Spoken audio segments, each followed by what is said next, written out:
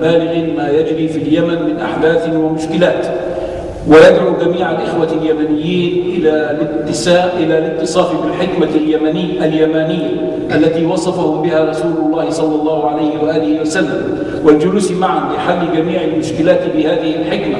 ويطالب الحكومة اليمنية بضمان شمول العدل والشورى الحقيقية والتنمية لجميع مناطق اليمن، كما يطالب المعارضة بوضع مصالح الأمة والشعب اليمني فوق كل اعتبار، والحفاظ على الوحدة مهما كان الثمن، قطعا بالطريق على التدخلات الخارجية. 12.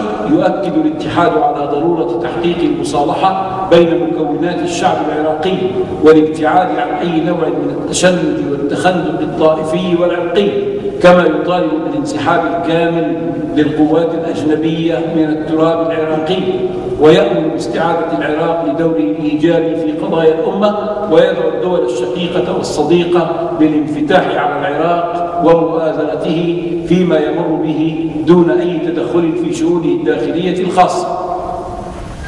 13. اطلع المجلس على الأوضاع الحالية في السودان، وتبين له أن مشكلة دارفور تشكل عنصر الضغط الذي تمارسه القوى الأجنبية على السودان، ومن ثم يناشد الاتحاد الأطراف المختلفة في هذا النزاع تسريع المفاوضات السلمية لحل هذا الإشكال، وانتهاز فرصة المبادرات المطروحة لوقف إطلاق النار، كما أن الاتحاد يرى أن قرار المحكمة الجنائية الدولية ضد الرئيس عمر البشير قرار ظالم ومخالف للنظام الأساسي للمحكمة واتفاقية إنشائها.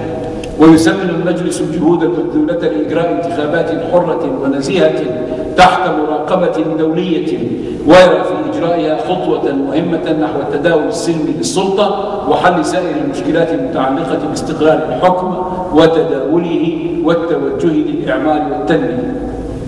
14. تابع الاتحاد ولا يزال يتابع بقلق بالغ الحرب الدائرة في الصومال، ولا سيما ما انتهت إليه الحرب بين بعض الجماعات الإسلامية والحكومة الصومالية، وقد كان من المأمول أن يجلس الجميع على مائدة الحوار بروح إسلامية عالية وأخوة إيمانية تجمعهم على المبادئ والثوابت، وتكون كافية في حقن الدماء وتحقيق المصالحة الشاملة، سيما بعدما التزمت الحكومة والبرلمان بتطبيق الشريعة الإسلامية. والاتحاد إذ يندد بهذا القتال الذي لا يستفيد منه إلا أعداء الإسلام يطالب فورا بوقف هذا الاقتتال والشروع بمصالحة شاملة عادلة في الصومال. 15. يحيي مجلس الأمناء التزام الجمهورية الإسلامية الإيرانية بنظام الشورى وتداول السلطة، ويدعو الجميع إلى حل الاختلافات بالطرق الدستورية بما يحفظ البلاد من التمسك وكيد الأعداء، والمحافظة على لغة الحوار الوطني واحترام الآخر التي عرفت بها الجمهورية الإسلامية في إيران، كما يدعو إلى التمسك بالمكاسب الإسلامية ويدين كل أنماط التهديد وخاصة من الكيان الصهيوني وحلفائه، ويؤيد الاتحاد كل تطور علمي في البلاد الإسلامية عامة، كما يؤيد حق الجمهورية الإسلامية في امتلاك الطاقة النووية للأغراض السلمية. 16. لاحظ الاتحاد بقلق بالغ تصاعد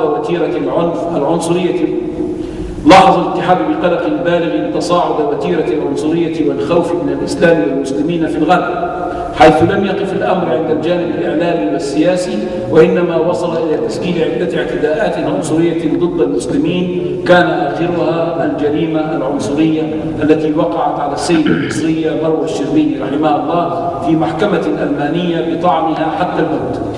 والاتحاد يدين هذه الجرائم العنصرية في أي مكان وقعت، يدعو الدول والشعوب الأوروبية والغرب عموما لاتخاذ جميع الوسائل المتاحة لمنع مثل هذه الجرائم وعدم إذكاء روح العداء والخوف من الإسلام، لما في ذلك من مخالفة لجميع المبادئ والقيم الدينية والإنسانية، كما أن ذلك يضر بالعلاقات الغربية الإسلامية وبالاندماج الإيجابي للأقليات المسلمة في الشعوب والدول التي يقيمون بها. 17.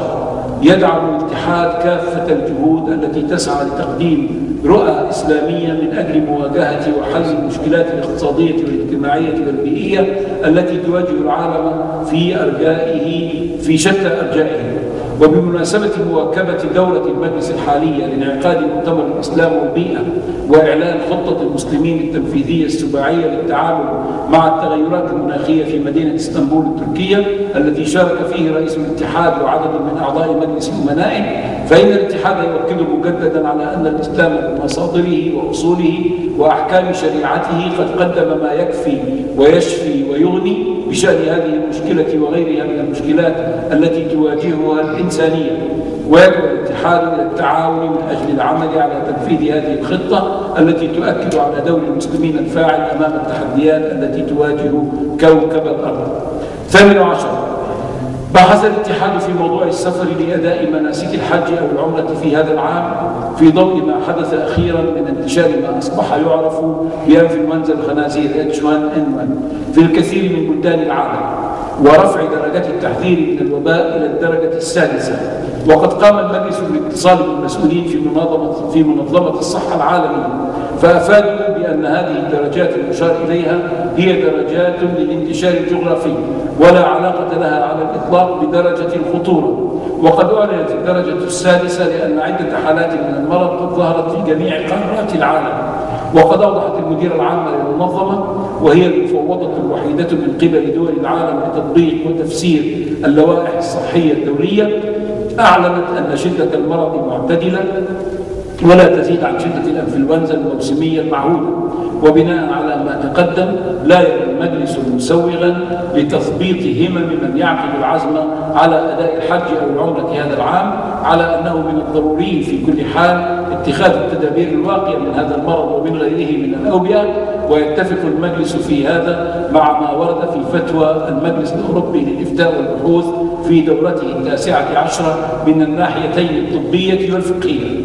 19. يؤكد الاتحاد تضامنه مع الشعب الكشميري المسلم، ويطالب المجتمع الدولي بتنفيذ القرارات الدولية الصادرة من الأمم المتحدة، ويدعو حكومات العالم الإسلامي وشعوبه إلى التمسك بالموقف الثابت تجاه القضية الكشميرية الذي أكدت عليه عدة مؤتمرات لدول العالم الإسلامي.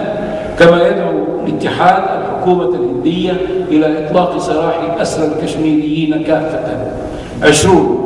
يدعو الاتحاد جميع المنظمات الخيرية في العالم أجمع ومنظمات الإغاثة في العالم أجمع وفي العالم الإسلامي بصورة خاصة إلى القيام بواجبها نحو المهجرين والمشردين بسبب الحروب والكوارث، سيما في باكستان والصومال ودارفور والفلبين، والآن نقول في الصين.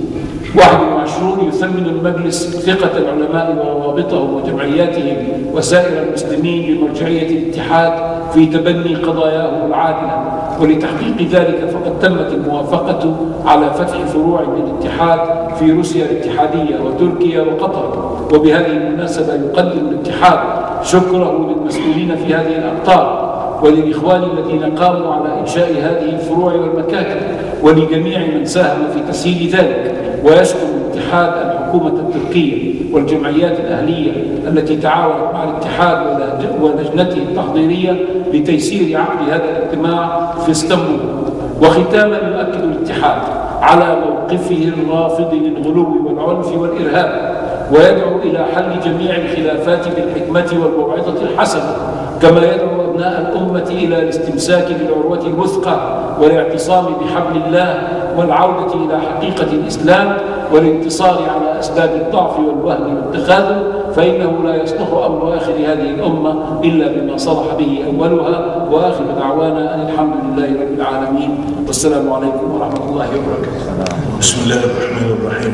أنا لاحظت أن هناك قضية نسيت وقد اتفقنا عليها، وهذه القضية تتعلق بموقف فرنسا من قضية النقاب أو ما سموه البرقع. وقد اتفقنا أن هذا الموقف لا يليق وهذا ينافي الحرية